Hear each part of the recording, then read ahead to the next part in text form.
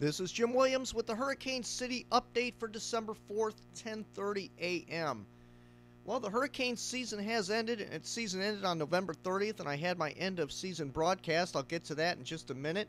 Here's the enhanced satellite view of the Atlantic Basin, most of it anyway. And you can see that the dry air has really taken over down in the Caribbean. Look at all this dry air, sinking air, and that does not allow for any development. Not only that, but there's very high wind shear out of the west throughout the Atlantic Basin right now, and you do not expect any development with those kinds of conditions. And this is typically why you get in December, January, February, March, and April, and May, you usually have these kinds of conditions that do not allow for systems to spin up and become tropical. There is an upper level low out here southeast of Bermuda that will not develop. Now, there was an Invest 90L that was lingering right near Bermuda toward the end of hurricane season, but that system never developed, moved into the North Atlantic, and that's it. So now we await the final reports from the National Hurricane Center on all of the named storms, and then as soon as that happens, I'll be updating the Hurricane City database to reflect all the cities and islands that were impacted this year. And just about 1/3, 46 locations in the Hurricane City database were affected by a named storm this year. But the most surprising area that was not affected this year was South Florida. That was in my top, heavily in my top 20 areas this year. About 8 or 9 cities in South Florida were in the top 20, and none of them were affected this year. So I had to wear the hot dog suit on the end of season broadcast. I'll show you some images in just a minute. Here are my picks from the June 1st hurricane season kickoff show. Grand Bahama Island was the highest area that was affected by Hurricane Irene, brushed Grand Bahama Island. The hardest hit area in my top 20 was Great Exuma, Bahamas, in the central Bahama Island chain. They were battered by Hurricane Irene as a Category 3, and then Belize was hit by Tropical Storm Harvey earlier in the season.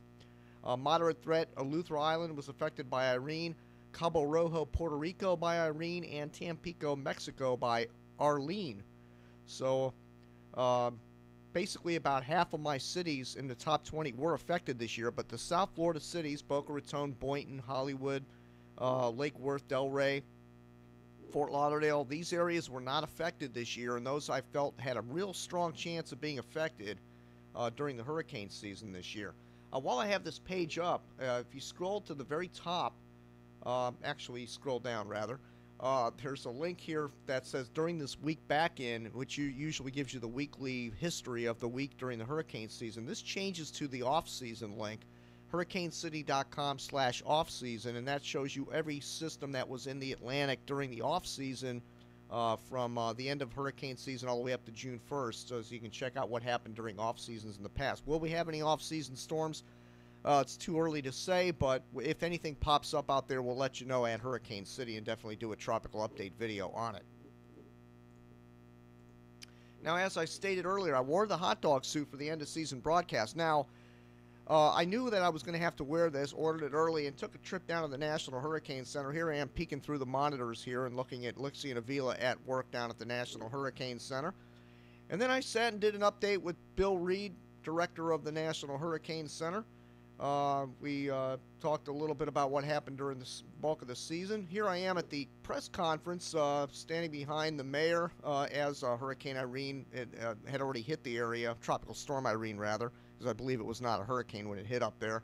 But there I am at the press conference getting some information. It's a presidential news conference about Hurricane Irene, and pretty honored to have a press pass to get into that. Now here I am with the president. We do this when there's emergencies. I head over to the operations center, and there I am with the president going over what happened with Hurricane Irene, and a very knowledgeable group of people in there with the aftermath of Hurricane Irene. I'm taking notes there. And then before that all happened, I wanted to sample the storm surge a little bit. Went down to the Bahamas. There I am getting blasted by high winds and surge in the Bahamas. And then the flooding took place, and of course I was banged unconscious there and was dragged over to the shoreline to get some further help. But just obviously these are Photoshop, folks. I wasn't in any of those things, but I thought that was my opening. At least that was my opening photographs with Oscar Mayer Wiener music in the background for the for the end of season broadcast. By the way, archive subscribers can access that with their username and password. And when you sign up, it's a $20 annual fee to have access to the archives, and you can watch that presentation as an archive subscriber. Here's our list of storms, the map of all the hurricanes this year. One prevailing track, and that is recurvature east of the United States. Saved the United States a lot of headaches this year. But, you know, honestly, even the storms that were out in the open Atlantic were not that strong, and I'm interested to see what the ACE is going to be, the accumulated cyclone energy this year, because it's going to be pretty low, as a lot of these systems were pretty weak. We did have 3 major hurricanes, but overall the wind speeds were not, we didn't see any Cat 5s. There was not any real benchmark hurricanes this year.